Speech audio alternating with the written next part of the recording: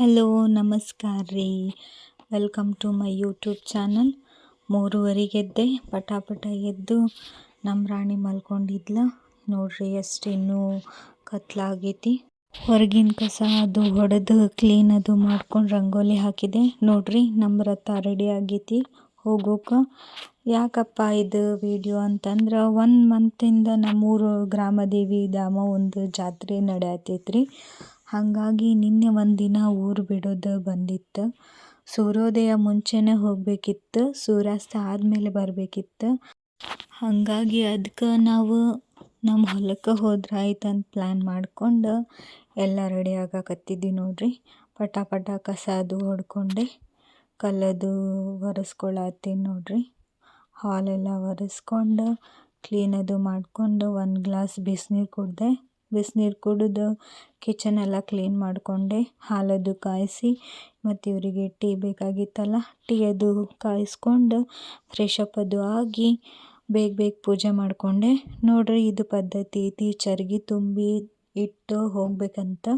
ದೇವಿಗೆ ನಮಸ್ಕಾರ ಮಾಡಿ ಎಲ್ಲ ಒಳ್ಳೇದು ಮಾಡು, ಇಡೀ ಊರಿಗೆ ಒಳ್ಳೇದು ಮಾಡು, ನಮ್ಮೆಲ್ಲರನ್ನು ಕಾಯಿ ಅಂತ ಹೇಳಿ ಆ ನೀರು ಚರ್ಗಿ ತುಂಬಿಟ್ಟು ದೇವಿನ ಸ್ಮರಣೆ ಮಾಡ್ಕೊಂಡು ನೋಡ್ರಿ ಬಿಟ್ವಿ.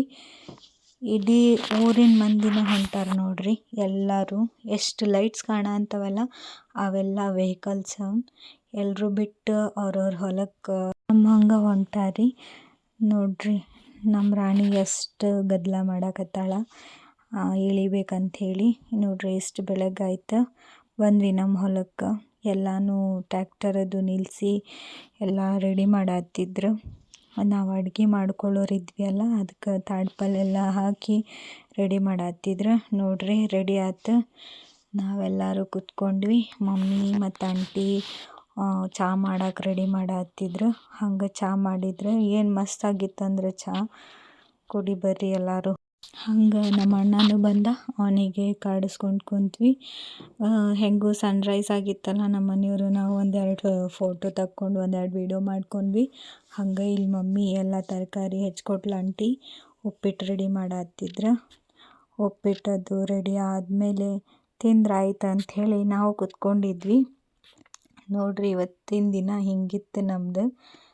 ಎಲ್ಲರೂ ಕೂತ್ಕೊಂಡು ನಮ್ಮ ಅಪ್ಪಾಜಿ ಮಲ್ಕೊಂಡ್ಬಿಟ್ಟಿದ್ರು. ಉಪ್ಪಿಟ್ಟು ರೆಡಿ ಆಯಿತು. ಉಪ್ಪಿಟ್ಟು ತಿಂದು ಸ್ವಲ್ಪ ಬೋರ್ ಆಗಕತ್ತಿತ್ತು ಅಂಥೇಳಿ ಕ್ಯಾರಮ್ ಬೋರ್ಡ್ ತಂದಿದ್ವಿ. ಕ್ಯಾರಮ್ ಅದು ಆಡೋಷ್ಟೊಳಗೆ ಆಂಟಿ ಏನೋ ಬಡೆ ಸೊಪ್ಪಿಂದು ಗಿಡ ತೊಗೊಂಬಂದಿಲ್ಲ. ನಾನು ನೋಡಿದ್ದಿಲ್ಲ, ಇದೇ ಫಸ್ಟ್ ಟೈಮ್ ನೋಡಿದ್ದು ಬಡೆ ಸೊಪ್ಪು. ಮಮ್ಮಿ ಹಂಗೆ ಮಧ್ಯಾಹ್ನಕ್ಕೆ ರೈಸು ಸಾಂಬಾರು ಅದು ರೆಡಿ ಮಾಡತ್ತಿದ್ರು ಎಲ್ಲನೂ. ಮತ್ತು ಈ ಕಡೆ ಆಂಟಿ ಚಪಾತಿ ಅದು ಮಾಡ್ಕೊಂಡ್ರಾಯ್ತು, ಬಿಸಿ ತಿಂದ್ರಾಯ್ತು ಅಂಥೇಳಿ ಚಪಾತಿ ಹಿಟ್ಟು ಕಲಸಾತ್ತಿದ್ಲು.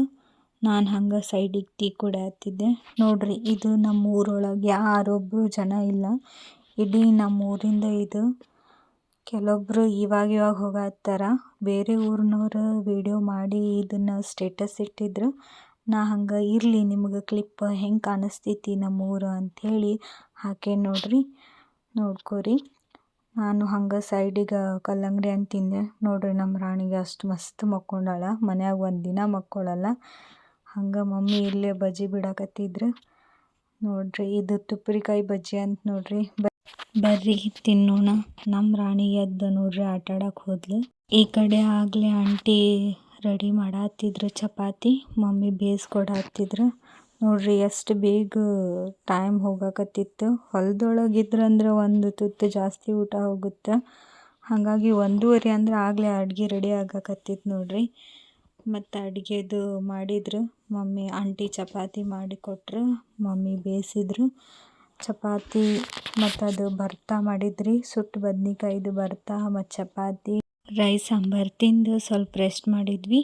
ಅಷ್ಟರೊಳಗೆ ಸೂರ್ಯಾಸ್ತ ಆಗಕ್ಕೆ ಬಂದಿತ್ತು. ಹಾಗಾಗಿ ಎಲ್ಲನೂ ಬಡ ಮತ್ತೆಲ್ಲ ಪ್ಯಾಕ್ ಮಾಡ್ಕೊಂಡ್ವಿ. ಪ್ಯಾಕ್ ಮಾಡ್ಕೊಂಡು ಮತ್ತು ನಮ್ಮದು ರಥನ ಹತ್ತಿದ್ವಿ. ನಮ್ಮ ಪಯಣ ಊರ ಕಡೆ ಅಂತ ಹೇಳ್ಕೊಂತ. ನಂದಂತೂ ಮಸ್ತ್ ಇತ್ತು ರೀ ಇವತ್ತಿನ ದಿನ. ವಿಡಿಯೋ ನಿಮ್ಗೆ ಹೆಂಗೆ ಅನ್ನಿಸ್ತು? ಇಷ್ಟ ಆದರೆ ಲೈಕ್ ಮಾಡಿರಿ, ಫಾಲೋ ಮಾಡಿರಿ, ಶೇರ್ ಮಾಡಿರಿ, ಸಬ್ಸ್ಕ್ರೈಬ್ ಮಾಡಿರಿ. Thank you. ಜೈ ಶ್ರೀರಾಮ್.